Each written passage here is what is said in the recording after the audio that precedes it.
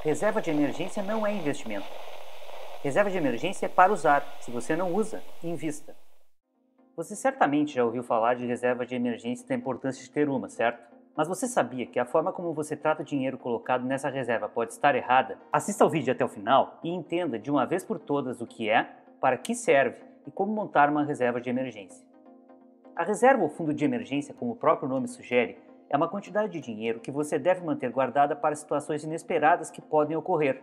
Um acidente, um reparo urgente em casa, entre outras coisas. Porém, a primeira coisa que deve ficar clara é o que a reserva de emergência não é. Reserva de emergência não é investimento.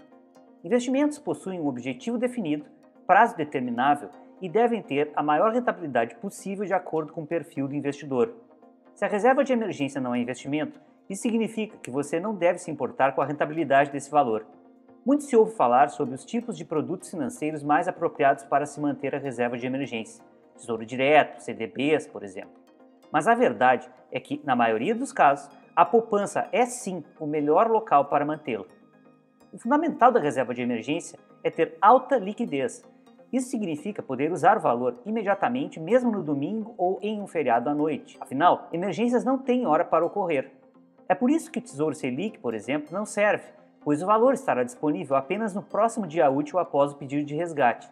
Ah, mas se fizer a solicitação até às 13 horas, o depósito do valor ocorre no mesmo dia. Isso pode ser verdade, porém, você nunca poderá sacar o valor no final de semana ou feriados. E além disso, não é incomum o Tesouro Direto ser fechado para negociações durante um ou mais dias. Outra razão pela qual a poupança ainda é o melhor local para a sua reserva de emergência é porque a reserva é feita para ser movimentada constantemente. Mas a reserva de emergência não é apenas para imprevistos?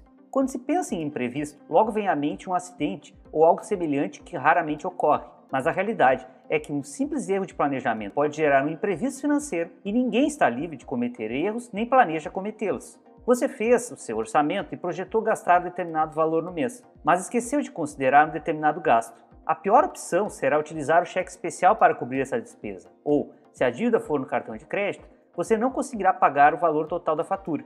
Em ambos os casos, os juros são altíssimos e todo o rendimento que você obteve colocando sua reserva de emergência em algo sem liquidez imediata, certamente não irá superar o valor dos juros da dívida. Pense na reserva de emergência como uma extensão do saldo de sua conta corrente. Uma dica é habilitar a utilização automática do saldo da reserva para cobrir o saldo negativo em sua conta corrente. Até porque a reserva também serve para te dar paz de espírito. Mas a poupança tem baixo rendimento. Não irei perder meu dinheiro?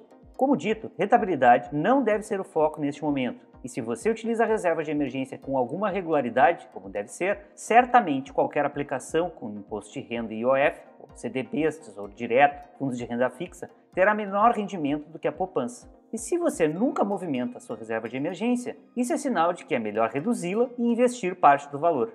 Além disso, a reserva de emergência deve estar em um local seguro. O ideal é que você coloque em uma poupança de grandes bancos, como o Banco do Brasil, Itaú, Caixa Econômica Federal, por exemplo, pois esses são mais seguros. Mais uma razão para não cogitar CDBs de pequenos bancos ou fundos de renda fixa. Aqui vale lembrar que a garantia do FGC não serve, pois em caso de problemas com a instituição financeira, será impossível obter o valor de forma imediata.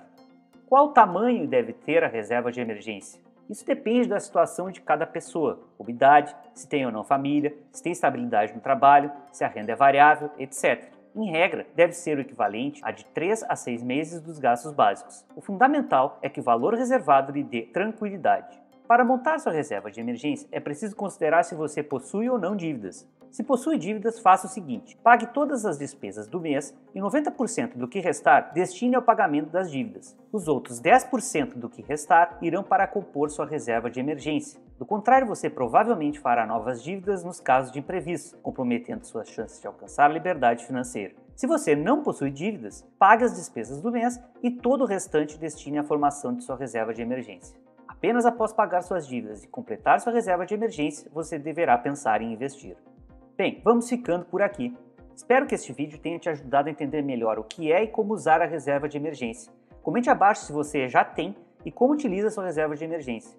Se você gostou, compartilhe e se inscreva no canal para nos ajudar a trazer mais conteúdos como este para você. Obrigado por assistir até o final e continue conosco, assistindo um dos nossos vídeos recomendados.